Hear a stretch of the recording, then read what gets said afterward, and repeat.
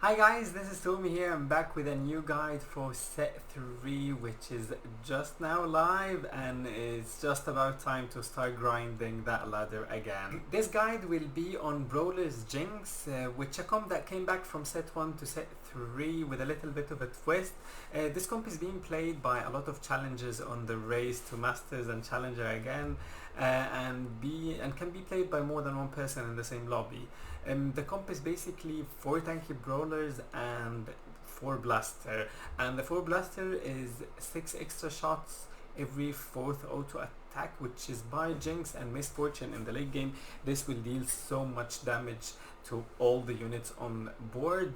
The goal basically is that you econ really well, reach level 8, get the 4 blaster and the 4 brawlers in, and then pew pew pew, they will win. This guide is aimed to help you know what units that you want to look for and when to roll, how to at certain points, the pivots, the items that you need.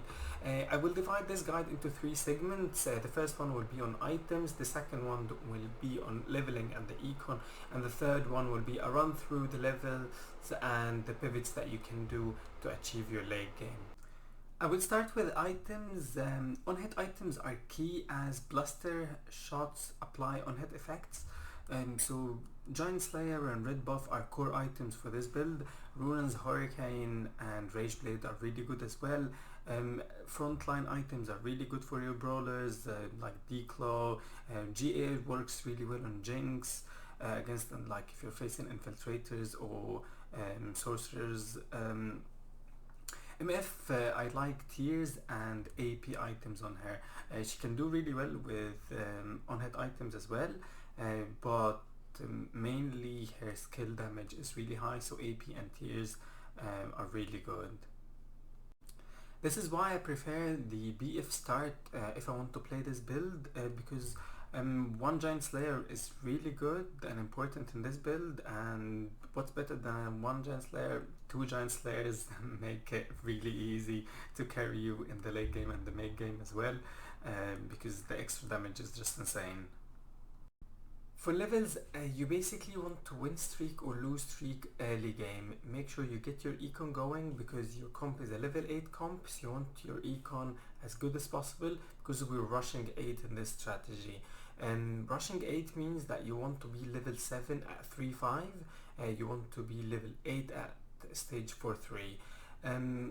You don't want to lose too hard early, so you try to build your econ early. If you're win streaking, then yes God, it's all working, but if you lose streak gracefully and wisely, because if you lose streak too hard, then you will just bleed out by stage 5. So when you level up to 6, don't roll down. We don't roll down at 6, we at least roll down at 7. And when you roll down, when you level 7 at 3-5, don't roll down all the way. Roll 10 to 20 gold, get your upgraded units, get some upgraded units, and like make sure your board is going.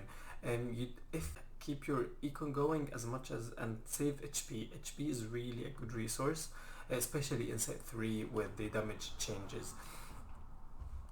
So when you go for level 8 at 4-3, you need to go at level 8 there if you will have enough gold to roll down. If you don't, then there is no point to go there, level up to 8, because you will level up to 8, not find any units, your board will not get any stronger, and you will just lose and die. But if you just continue to econ 2 more rounds and then level up to 8 at 4-5, and then you will have enough gold to roll down, find your units, and all will be good. Also a tip, because the comp can be contested in the lobby, so make sure to pick up all your units, make sure to see if you will be able to get a unit from carousel with a usable item, and might not be the optimal item, but it can be, if it can be used, then go for it definitely. And make sure that you don't bleed at stage 5, as we said, because you need a carry unit with all the items for it to be able to. You go for level 9 after you have your upgraded board of level 8, all board. Then you can go for level 9.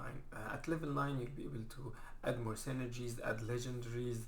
One of the really good openers for this comp is Cybernetics. If you have a Lucian 2, Fiora 2 and a Leona, you're probably going to be win streaking early game. Spread your items across all of them because you will sell both anyway, and then win streak, and then later on build your items.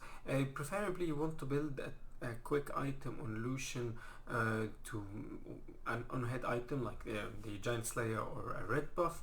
One also a really good strategy as well, whether you win streaking or not, is the Space Pirates blaster. So you play Lucian and Graves and any of the other Space Pirates, Darius or Jace, and any other unit, usually one of your brawlers. In this case you want to stack Graves just to give yourself an extra potential of actually getting that lot hit, actually getting that extra gold from the Space Pirates. One of the good things as well is that at level 5 and 6 you want to start using your brawlers already, and if you actually hit that cheeky Shogat, then you'll probably be pivoting into 4 brawlers straight away, and that is really good early game. At level 7 you usually play any unit that you have, you don't want to roll anyway. However, at level 8, once you roll down, if you found Misfortune, then you swap the Jacks out. If not, you play the Jacks because you want to play 4 brawlers, 4 blaster at level 8, and you will have 2 chrono from Blitzcrank and Israel.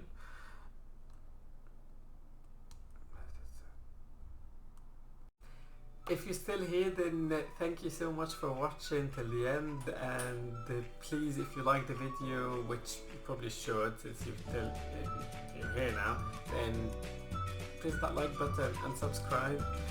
Comment to me. This is a new format. I've been putting a lot of effort in the video, like trying to improve my quality, so I hope that you enjoyed that, and if you have any feedback, as usual, put it in the comments or just